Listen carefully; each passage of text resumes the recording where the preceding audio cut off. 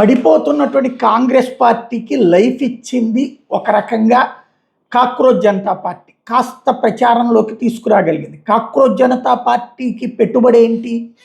యువతరంలోని ఒక వర్గం ఎవరైతే రీల్స్ చేస్తూ డ్యాన్సులనినో, గంతులనినో, మేకప్లనినో, వంటలనినో రీల్స్ చేస్తూ బతికేటటువంటి ఆడపిల్లలు, ఎంజాయ్ చేస్తూ సంపాదిస్తున్నటువంటి ఆడపిల్లలకి అంతో ఎంతో డబ్బులు ఇచ్చి మేనేజ్ చేసి తీసుకొచ్చి జంతర్ మంతర్ దగ్గర 33 రోజుల పాటు నడిపారు. ఒక్క రోజు మాత్రమే ఆ జంతర్ మంతర్ గొడవ తప్పించి మిగతా రోజులంతా హ్యాపీగా తింటూ, తాగుతూ, ఎంజాయ్ చేస్తూ, వెటకారం చేస్తూ, బూతులు తిడుతూ, రీల్స్ చేస్తూ సాగారు. అదే కదా వాళ్ళ పెట్టుబడి. కాక్రోచ్ జనతా పార్టీ పెట్టుబడి ఏంటి? అదే ఆడపిల్లల చేతన. అది కూడా వాళ్ళకి రాజకీయాలు తెలియదు, మోడీ అంటే ఏంటో తెలియదు, దేశం అంటే ఏంటో తెలియదు, జాతీయత అంటే ఏంటో తెలియదు, దేశ భద్రత అంటే ఏంటో తెలియదు, దేశ సైన్యం అంటే ఏంటో తెలియదు, వాళ్ళ కష్టం ఏంటో తెలియదు, ఈశాన్య రాష్ట్రాలు అంటే ఏంటో తెలియదు, ఈ దేశానికి ఉన్న సవాళ్ళు ఏంటో తెలియదు, ఏమీ తెలియదు. సరదాగా మేకప్ వేసుకోవడం, సరదాగా డ్యాన్స్ వేయడం, సరదాగా రీల్స్ చేయడం. వాళ్ళు చేసేటటువంటి రీల్స్లో వాళ్ళ చేత ఈ తెలిసినటువంటి కుర్రోళ్ళు బూతులు తిట్టించడం నడిచింది. దాన్ని సపోర్ట్ చేయడం ద్వారానే రాహుల్ గాంధీ ఇప్పుడు యూత్లో హీరో అయ్యే ప్రయత్నం చేస్తున్నాడు. ఇప్పుడు అదే యూత్కి ఆయన ఏం చెప్తున్నాడు? డేటాతో మీరు పాడైపోతున్నారు, మీరు రీల్స్ చూడటము, యూట్యూబ్లు చూడటము, ఫేస్బుక్లు చూడటము, ఇన్స్టాల్ చూడటము అని చెప్తున్నాడు.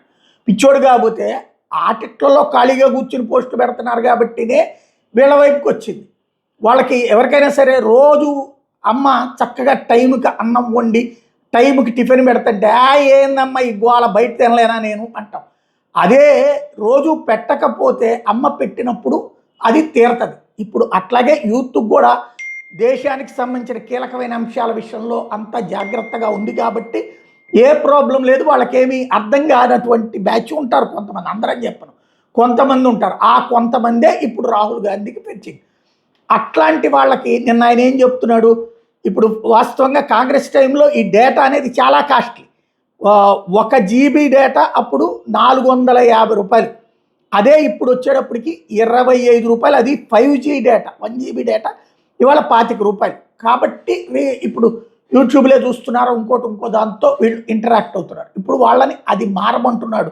కానీ దాన్ని అంబానీ అదానీలు దాన్ని తెస్తున్నారని చెప్తున్నాడు. కానీ అది ఇస్తున్నటువంటిది అంటే వీళ్ళు డేటా ఇస్తున్నారు. ఏది? రిలయన్స్లు, జియోల ద్వారా. విదేశాల్లో ఉన్నటువంటి ఫేస్బుక్లు, ట్విట్టర్లు ఆ స్పేస్ ఇచ్చి నేను చెప్పట్ల, డేటా ఇవ్వడం తప్పని చెప్తున్నాడు అనమాట. వీళ్ళ మీద విషయాన్ని నింపే ప్రయత్నం చేస్తున్నాడు. వాళ్ళనే రీల్స్ చేయమని చెప్పానండి, హ్యాపీ, దేశం బాగుపడుతుంది. వాళ్ళు వీటిట్లో ఎంగేజ్ కాకుండా చూడండి, దేశం బాగుపడుతుంది. వాళ్ళు వేరే పనుల్లోకి ఉండమనండి, దేశం బాగుపడుతుంది. అది నిజంగా చేయగలిగితే రాహుల్ గాంధీ నిజమైన హీరో. ఆయన నిన్న ఏం మాట్లాడాడో ఒకసారి చూస్తే అర్థమైపోతుంది. అక్కడ జరిగినటువంటిది ఏదైతే డేటాకి సంబంధించిన దాంట్లో జరిగిందని.